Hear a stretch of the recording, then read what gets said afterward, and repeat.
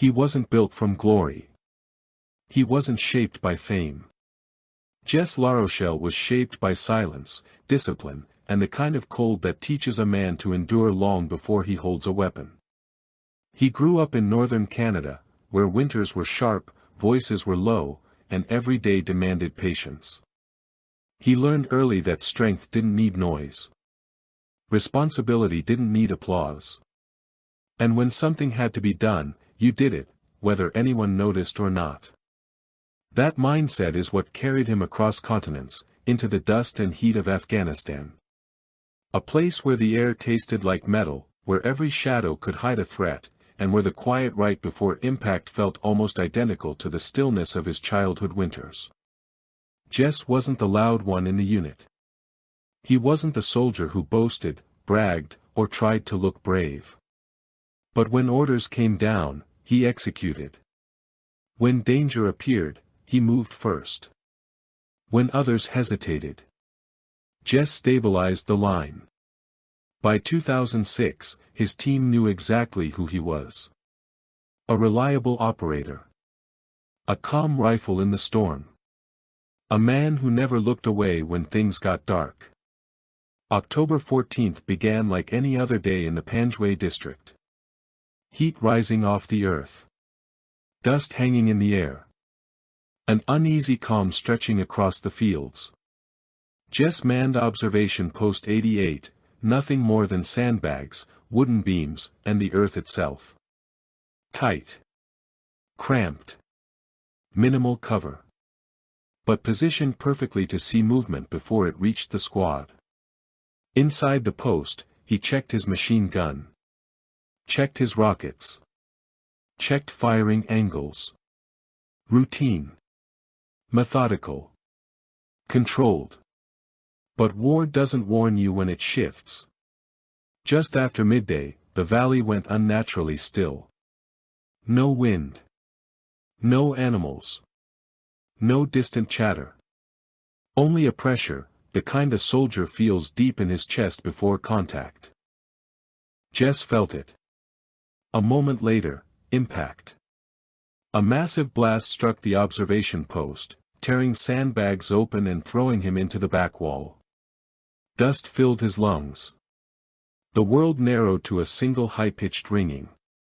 Before he could stand, a second explosion ripped through the bunker. Then a third. Then a fourth. The structure collapsed around him. Shrapnel tore across his body. Wood splintered into the air. Sand and debris rained down, burying him a little more with every passing second. His ribs burned.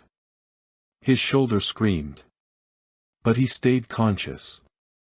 Somewhere inside, instinct locked him in place. Stay alert. Stay alive. Hold the line. Jess pushed himself upright, coughing through the dust.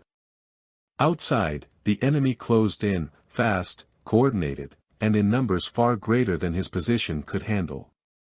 Their gunfire shredded the ground. Rounds punched through the bunker walls.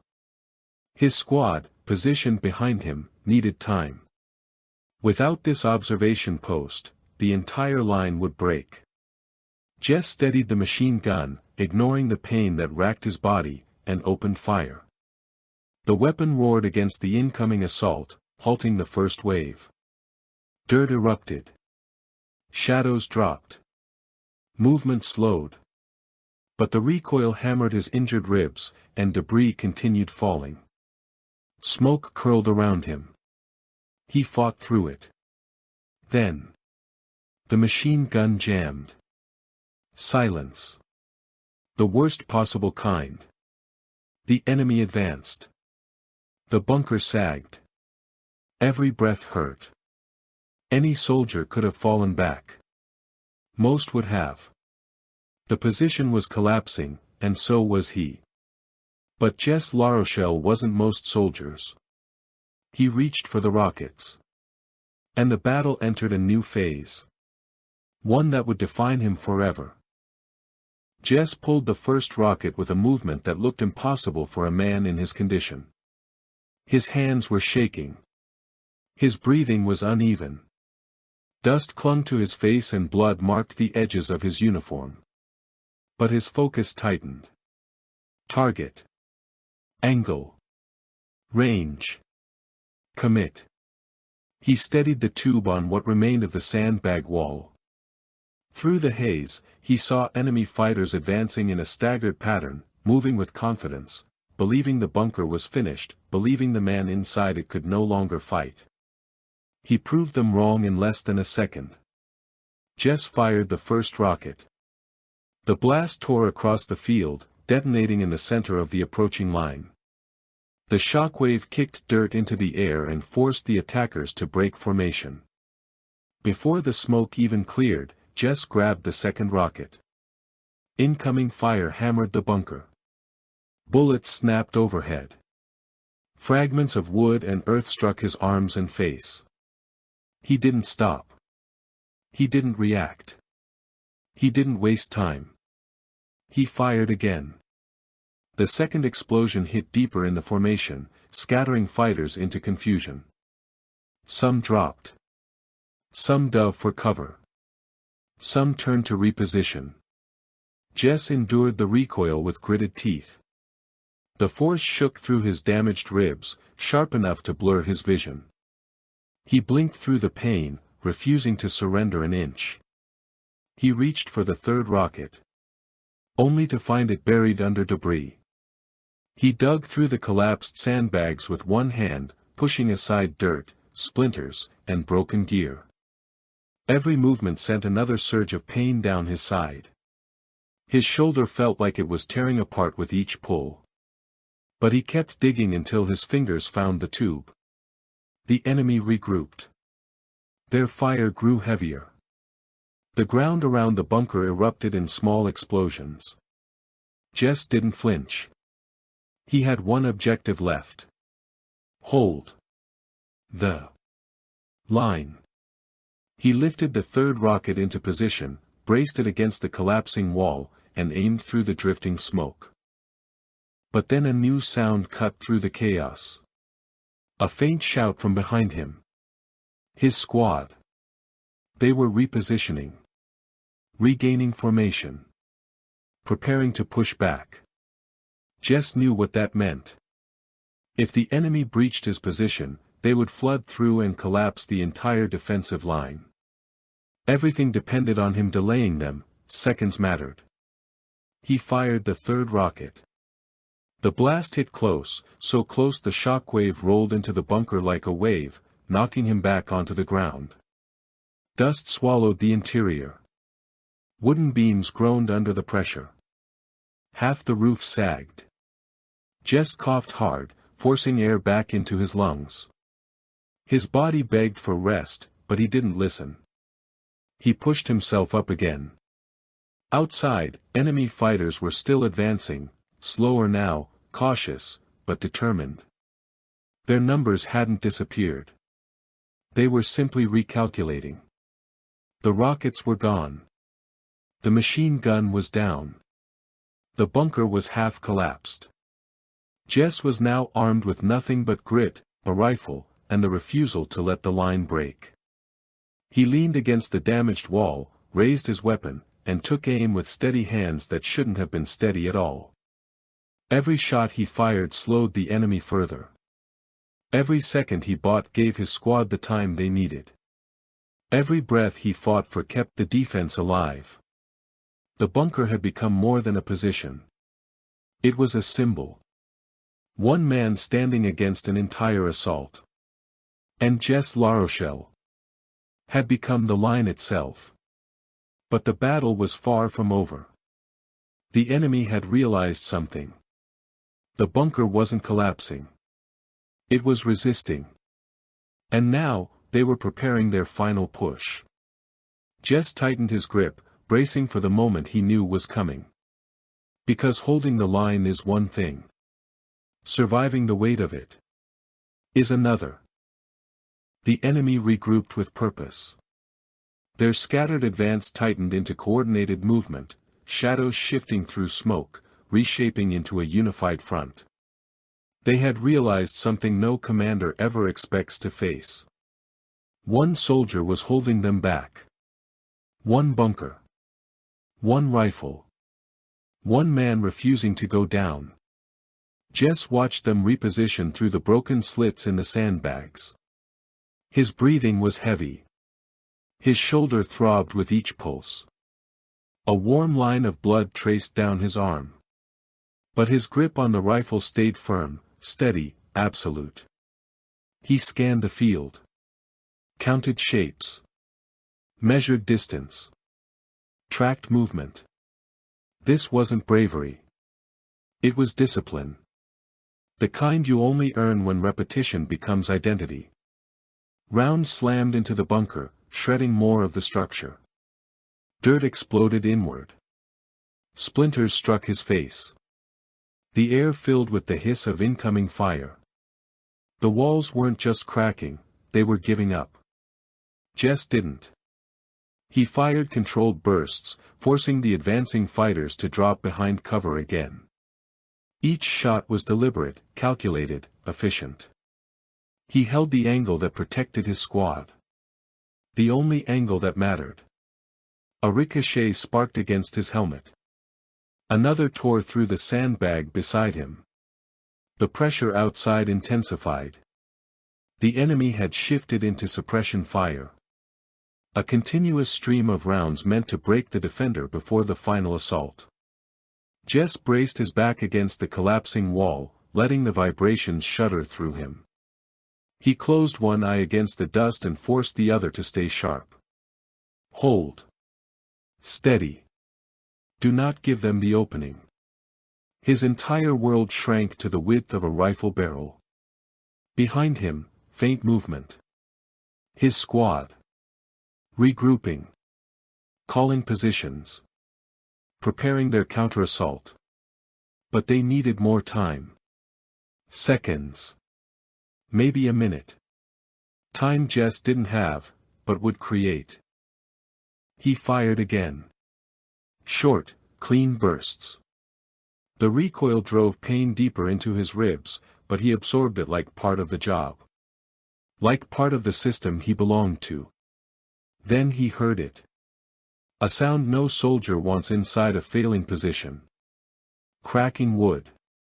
Shifting sand. The roof giving way. Jess moved instinctively, rolling clear as a heavy beam crashed down where he'd been standing seconds before. Dust exploded upward, choking the air, filling the bunker with a thick, suffocating haze. He coughed hard, vision blurring. His hands scraped across the rubble until they found his rifle again. Outside, the enemy was closing in, fast. Through the smoke, silhouettes appeared at the edges of the trench line. They were climbing, pushing forward, ready to overwhelm what they believed to be the final moments of a dying post. Jess pressed himself against the remaining wall for cover. His heartbeat slowed. His breathing steadied. His focus sharpened until the chaos outside narrowed into a single objective. Do not let them break through. He fired from a new angle, catching the first silhouette mid-climb. Another dropped behind the ridge. A third retreated for cover. This wasn't a fight for the bunker anymore. The bunker was already dead. This was a fight for the soldiers behind him, for the line that depended on him standing. Incoming fire intensified again. Rounds punched through the remaining boards. Fragments tore across Jess's arm and neck. He stayed where he was. Unmoving. Unshaken. Locked into the role he hadn't chosen but refused to abandon. Then the enemy switched tactics. Shouting. Coordinating. Preparing a direct rush. Jess tightened his grip. This was it. The moment every outnumbered soldier eventually faces. The final push. The last wave. The point where either the defender falls or becomes unbreakable. He inhaled sharply, grounding himself. He exhaled, letting everything else fall away. His squad depended on him. The line depended on him. And in that collapse, The final push came with a sound that shook the earth. Dozens of footsteps, pounding in unison. Shouts cutting through the smoke. The sharp crack of rifles firing in a coordinated burst. The enemy had chosen their moment. Their objective was simple: overwhelm the position, break through the line, and roll over the Canadian squad behind Jess. And they were seconds away. Jess pressed his back to what remained of the wall. He could barely feel his left arm. His ribs screamed with every breath. His vision narrowed to a tunnel of dust and shadows. He wasn't fighting for survival anymore. He was fighting to complete a duty he had already accepted long before he stepped into Afghanistan. If the line breaks, you hold it. If the defense collapses, you become it. He steadied his rifle. Exhaled once. Listened to the enemy close in. Shadows appeared first, emerging through smoke. Fast. Aggressive. Certain they were about to finish the bunker and the man inside it. Jess fired. The first wave buckled. The second staggered. The third broke formation and scrambled for cover. But they kept coming. Driven by momentum, by numbers, by proximity to victory. Jess shifted position. His movements were slower now, deliberate, fueled by nothing but training and resolve. Every burst he fired bought seconds. Seconds were all that mattered. Behind him, his squad moved into final positions. He could hear fragments of their voices, orders, coordinates, readiness. They were preparing their own counterattack. All they needed was the moment. The moment Jess was carving out of fire and pain. More enemy fighters climbed the ridge. Jess targeted them one by one, the rifle bucking hard against his wounded shoulder. He gritted through it. His breath grew ragged. Blood trickled down his side. Still, he held. Still, he refused to fall. But the enemy had realized something dangerous. He was alone. He was damaged. And the bunker was seconds from failing completely. They surged together. A final coordinated rush. Jess braced himself. He shifted to a new angle. And for a brief second, the dust parted just enough to reveal what he needed. A break in their advance. A gap in their momentum. His last opening. Jess fired the final burst he had left in him. Every shot controlled. Every shot placed with precision. Every shot meant to delay, disrupt, and deny. The rush faltered. The formation fractured. Confusion rippled through the assault. It was enough. From behind Jess, a thunderous wave of gunfire erupted. His squad had fully repositioned. The Canadians opened fire with overwhelming force, pushing the attackers back, reclaiming ground inch by inch. The enemy faltered. Then retreated. Then vanished into the smoke from where they came. The line held. Because one soldier had refused to move.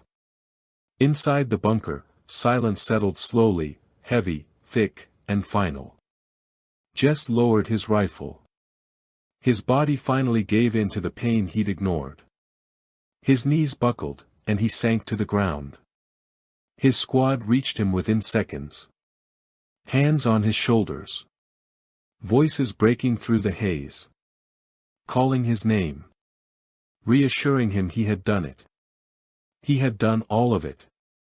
Jess Larochelle was evacuated, his body battered but alive. His actions had saved the entire unit. His stand had prevented a full collapse. His resilience had stopped an assault meant to destroy everyone behind him. Years later, his story would spread. Quietly at first. Then powerfully.